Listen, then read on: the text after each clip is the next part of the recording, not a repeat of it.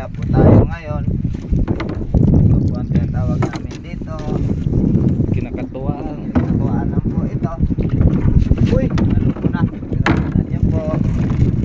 Kaibigan, namumuti.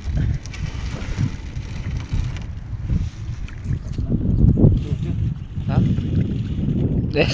Ano nangyari dyan? Ay, ito. Sinusot lang. Sinusot lang siya. Baka. Yan. Namumuti, kaibigan.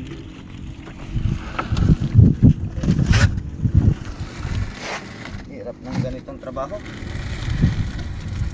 Minsan, kunti. Minsan wala.